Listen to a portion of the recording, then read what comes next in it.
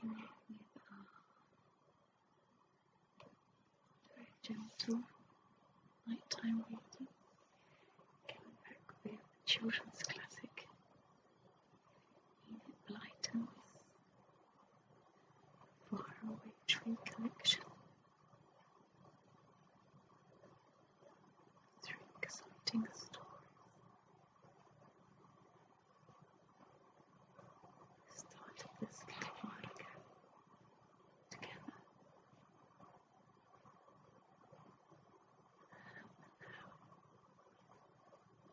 On chapter 3.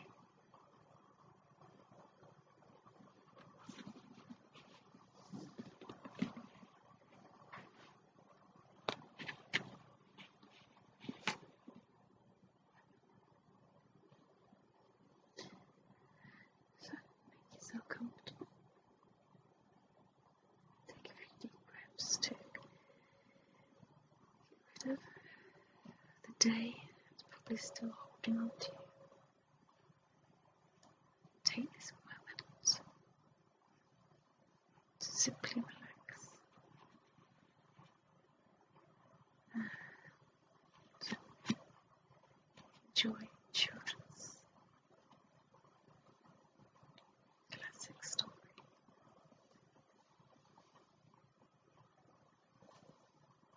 Okay,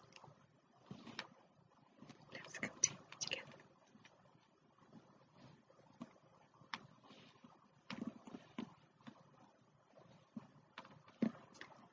Chapter 3. Up the Faraway Tree. The children did not tell their father and mother about the happenings in the enchanted wood, for they were so afraid that they might not be forbidden to go there. But when they were alone, they talked about nothing else. "When do you suppose we could go up the faraway tree?" Fanny kept asking. "Oh, do let's go, Joe." Joe wanted to go very badly, but he was a little afraid of what might happen, and he knew that he ought to look after his 2 sisters and to see that no harm ever came to them. Just suppose they all went up the faraway tree and never came back. Then he had an idea.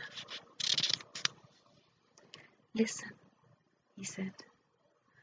"I know what we'll do. We'll climb up the tree and just see what is at the top. We don't need to go there. We can just look. We'll wait till we have a whole day to ourselves. Then we'll go." The girls were so excited. They worked hard in the house, hoping that their mother would say they could have a whole day to themselves. Joe worked hard in the garden too, clearing away all the weeds. Their parents were very pleased with them. "Would you like to go to the nearest town and have a day there?" asked Mother at last. "No, thank you," said Joe at once. "We've had enough of towns, Mother. What we'd really like is to go and have a whole day picnic in the wood." "Very well," said Mother. "You can go tomorrow. Father and I are going off for the day to buy some things we need. You can take your dinner and tea and go off by yourselves, if it is fine and sunny." How the children hoped the day would be fine. They woke early and jumped out of bed. They pulled their curtains and looked out. The sky was as blue as cornflowers, and the sun shone between the trees, and the shadows lay long and dewy on the grass. The enchanted wood stood dark and mysterious behind their garden. They all had breakfast. The mother cut sandwiches, put cakes into a bag, and 3 biscuits each. She sent Joe to pick some plums from the garden and told Bessie to take 2 bottles of lemonade. The children were most excited. Mother and father set off to the town. The children waved goodbye from the gate. Then they tore indoors to get the bag in which their food had been put in. They slammed the cottage door. Ah, adventures in the air that morning. Up the faraway tree, Joe, Bessie and me, sang Fanny loudly. Hush, said Joe. We are not far from the enchanted wood. We don't know anyone to know that what we're going to do. They ran down the back garden and out of the little gate at the end.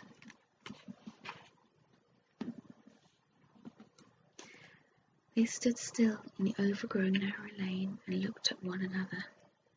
It was the first big adventure of their lives. What were they going to see? What were they going to do? They jumped over the ditch into the wood. At once they felt different. Magic was around them. The birds' song sounded different. The trees again whispered secretly to one another. Wish, wish,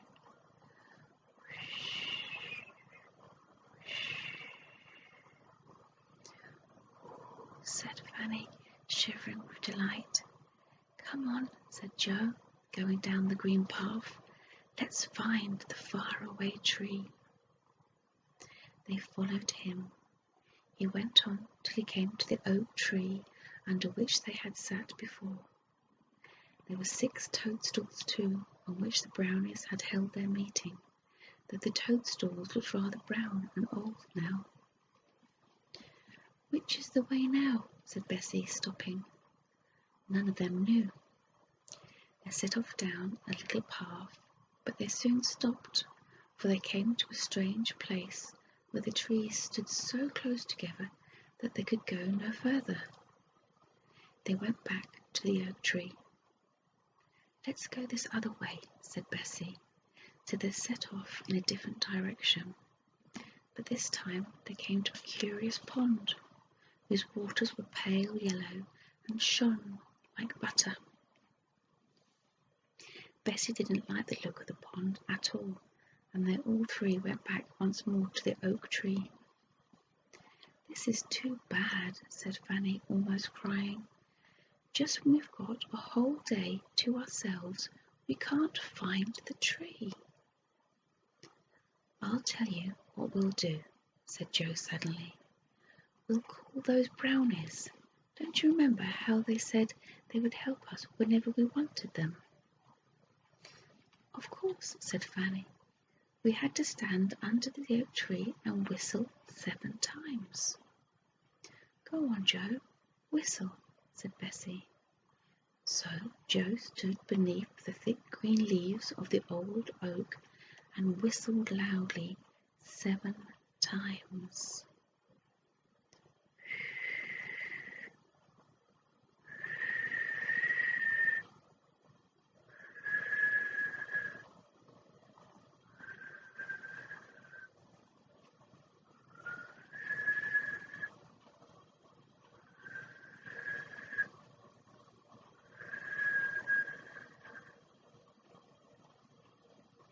Children waited.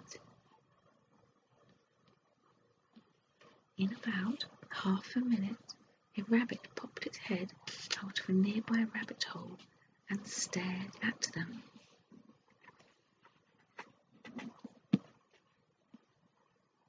Who do you want? Said the rabbit in a very soft voice.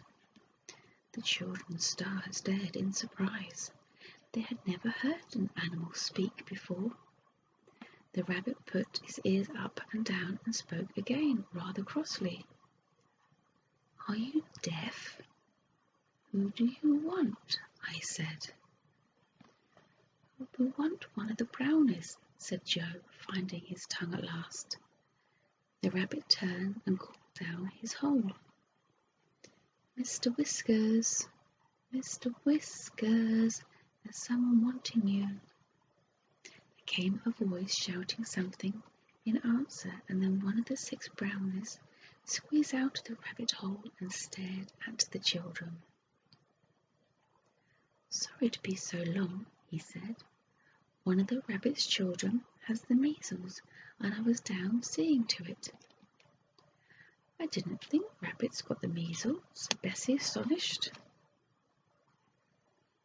"They more often get the weasels," said Mr. Whiskers. "Weasels are even more catching than measles as far as rabbits are concerned." He grinned as if he had made a joke, but as the children had no idea that weasels were savage little animals that caught rabbits, they didn't laugh. "We wanted to ask you the way to the Faraway Tree," said Bessie. "We've forgotten it."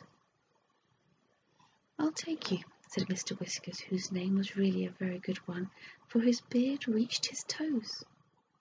Sometimes he trod on it, and this jerked his head downwards suddenly.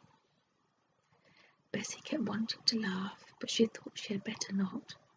She wondered why he didn't tie it around his waist out of his way of his feet. Mr. Whiskers led the way between the dark trees. At last he reached the trunk of the enormous faraway tree. "Here you are," he said. "Are you expecting someone down it today?" "Well, no," said Joe. "We rather wanted to go up it ourselves." "Go up it yourselves?" said Mr. Whiskers, in horror. "Don't be so silly. It's dangerous. You don't know what might be at the top. There's a different place almost every day." "Well, we're going," said Joe firmly, and he set his foot against the trunk of the tremendous tree and took hold of a branch above his head. "Come on, girls." "I shall fetch my brothers and get you down," said Mr. Whiskers in a fright, and he scuttled off, crying, "It's just so dangerous, it's so dangerous." "Do you suppose it is all right to go?" asked Bessie, who was usually the sensible one. "Come on, Bessie," said Joe impatiently. "We're only going to see what's at the top. Don't be a baby." "I'm not," said Bessie, and she and Fanny hauled themselves up beside Joe. "It doesn't look very difficult to climb. We'll soon be at the top." But it wasn't as easy as they thought, as you will see. And there you are. That's the end of our chapter 3, which leaves us on to chapter 4, which I will continue with in my next video. Hope you're enjoying the story. Thank you for joining me. If you like these videos, please like them below. If you want to follow the story further or to know about any new releases of videos that I do, please do subscribe. I